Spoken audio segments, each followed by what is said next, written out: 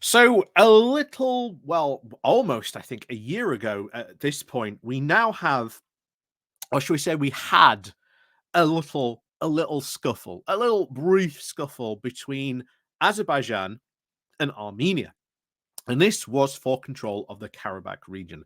This had been very, very much an autonomous region of, at the time, Azerbaijan. Obviously, Karabakh contested that control. But the big thing here, and this is what will continue to have repercussions now, really for the rest of time, is the fact that Azerbaijan did this while it knew that Russia could not do anything. Because the whole reason why Azerbaijan chose its time almost perfectly to a T was because Russia was so tied up in the Ukraine war that it could not even turn around and go after Azerbaijan for even killing some of its troops. Now, remember this, that if that had been American troops, do you think America would have stood back and not had some sort of military response to Azerbaijan? Think back to what we've seen during the crisis, still ongoing crisis, bear in mind, in the Red Sea. Exactly.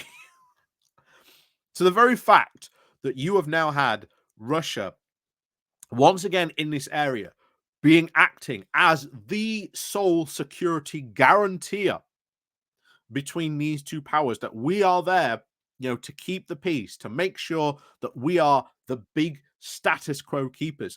And remember, this, what we're talking about today, comes as now Russian troops are now withdrawing from Karabakh permanently, at a time where Putin announced today with Z that their alliance was a cornerstone of stability in the world. Well, that Russian peacekeeping operation did not exactly provide any peace and stability to this region whatsoever. If anything, Azerbaijan saw its moment, took it, and hey, it rolled its d6 and it got a 6. And there were even talks about trying to go further from certain groups within the Azerbaijan government.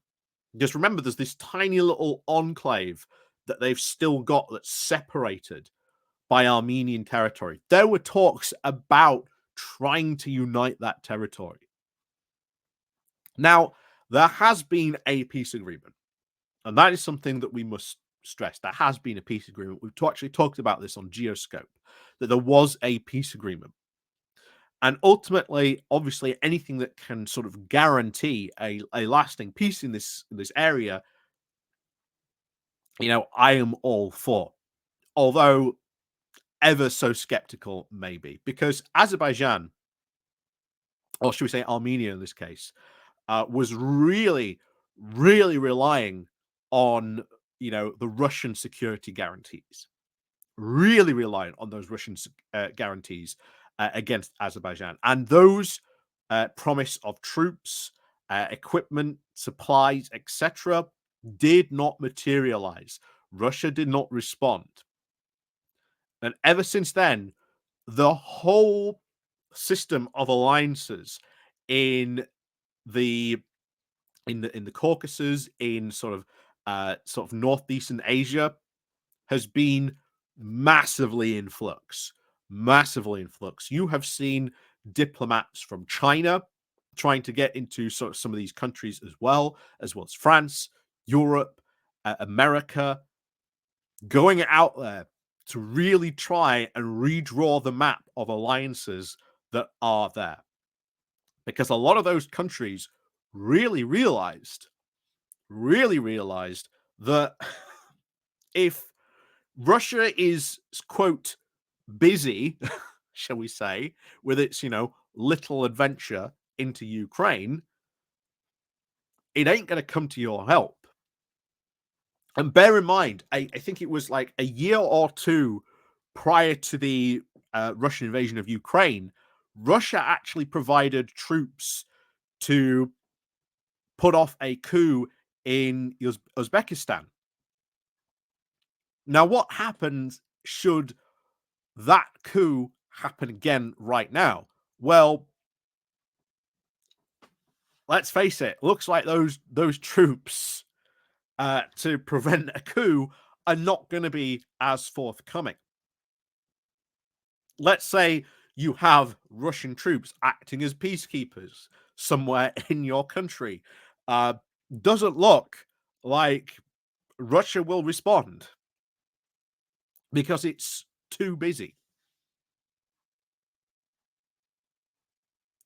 So make no mistake, this this scuffle between, or well, I call it a scuffle, but really there's a lot more implications, and whether this region will be at peace or whether this turns out to be, a peace for, I don't know, maybe a decade or two, certainly that is still in question. Certainly, Armenia does not see this issue as being settled themselves. Ultimately, they felt themselves really pressured to cede this territory because they knew at this moment in time they could not fight a full war, hence their reliance on Russian security guarantees.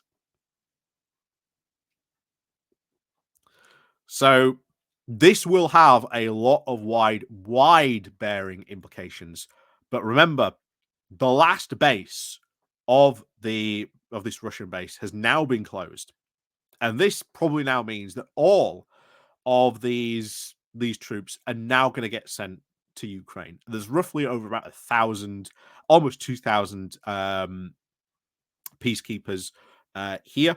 There is still obviously the worry about the mass exodus that is currently happening. Over 100,000 ethnic Armenians still in that area or have either left that area. We saw troops, Armenian troops, Azerbaijan troops, shall we say, in that area. Not, shall we say, acting too well when all this sort of first kicked off. So there's a lot of concern about reprisals still potentially take place in this area. And now, of course, well, there's no peacekeepers yet. After today, those peacekeepers aren't there. So there's still a large concern about future peacekeeping efforts in that area and what Azerbaijan maybe intends to do with that area still. As always, we'll keep up to date. Anything happens here, but make no mistake, this is one thing that is still going to have a lot of wide-ranging repercussions in this area for the next couple of decades. We can always hope for peace in these areas. Like I say, currently, both Azerbaijan and Armenia do have a peace agreement. Obviously, Armenia's not exactly too happy about it. And remember, there are factions in Azerbaijan that would love to, shall we say, quote, finish the job and unite their territory.